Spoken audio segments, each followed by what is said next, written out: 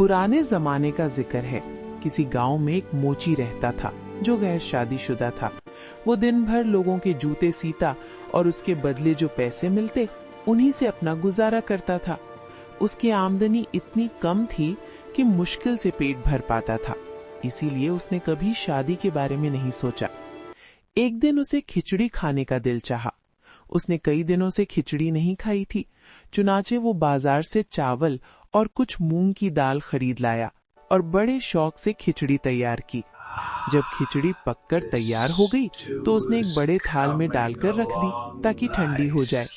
फिर उसने सोचा कि जब तक खिचड़ी ठंडी होती है इतनी देर में लोगों के सिले हुए जूते वापस दे आऊं। ये सोचकर वो खिचड़ी वहीं छोड़कर जूते वापस देने चला गया। इत्तेफाक से एक गीदड़ जंगल से घूमता फिरता इधर आ निकला। उसने मोची का घर खाली देखा तो अंदर घुस आया।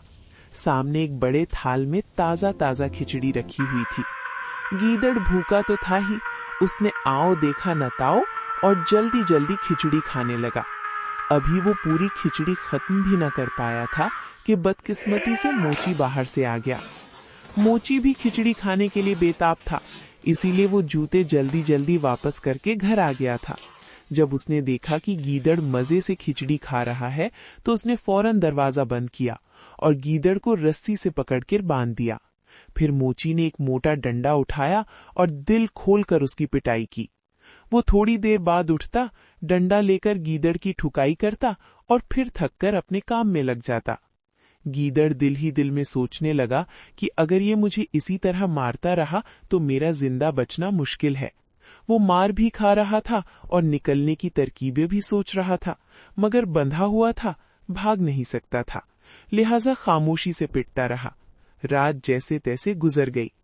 सुबह जब मोची अपने काम पर गया तो गीदड़ ने सोचा कि यही मौका है, कोई न कोई अच्छी तरकीब सोचनी चाहिए।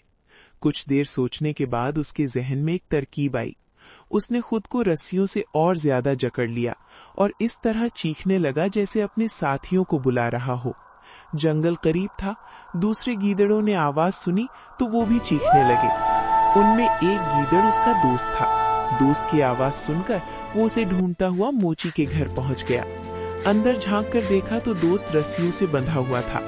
उसने पूछा, दोस्त तुम यहाँ क्या कर रहे हो?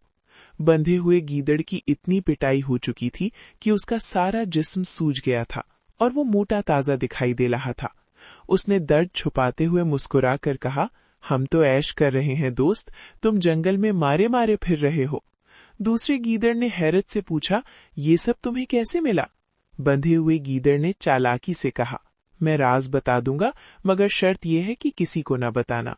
दोस्त ने वादा किया। उसने कहा कि मुझे एक नेक आदमी ने पकड़ रखा है, रोज मुझे हलवा पूड़ी खिलाता है, इसीलिए देखो मैं कितना मोटा हो गया हूँ। ये सुनकर दूसरे गीदड़ के मुंह में पानी आ गया। बंधे हुए गीदड़ ने कहा, तुम मेरी रस्सी खोल दो, मैं तुम्हें अपनी जगह बांध देता हूँ, तुम भी 2-3 दिन में मोटे ताजे हो जाओगे। सादा लो गीदड़ मान गया, रस्सी खोली, खुद बंध गया और पहला गीदड़ आजाद होकर भाग निकला। कुछ देर बाद मोची आया और बंधे हुए गीदड़ को पीटना शुरू कर दिया।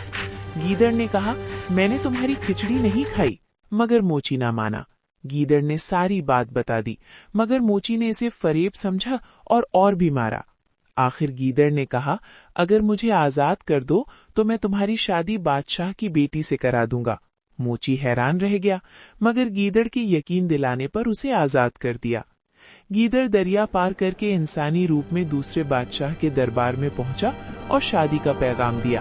इत्तेफाक से बादशाह को रिश्ता दरकार था, उसने फौरन कबूल कर लिया। गीदड़ वापस आया और मोची को खुशखबरी दी। मुकर्ररा दिन गीदड़ ने एक चाल चली। धोबी के कपड़े दरख्तों पर फैलवा दिए, रुई के गाले दरिया में डाले गए ताकि दूर से बारात नजर आए। फिर गीदड़ ने बादशाह को बताया कि तूफान में सब कुछ डूब गया है, सिर्फ दूल्हा बचा है। बादशाह ने फौरन मोची को शाही शान से महल बुलवा लिया और शानदार शादी हो गई।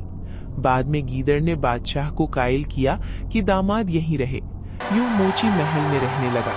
चंद दिन बाद गीदड़ ने मोची से कहा, मैंने वादा पूरा कर दिया, अब इजाजत दो, और अपने असल रूप में वापस जंगल चला गया।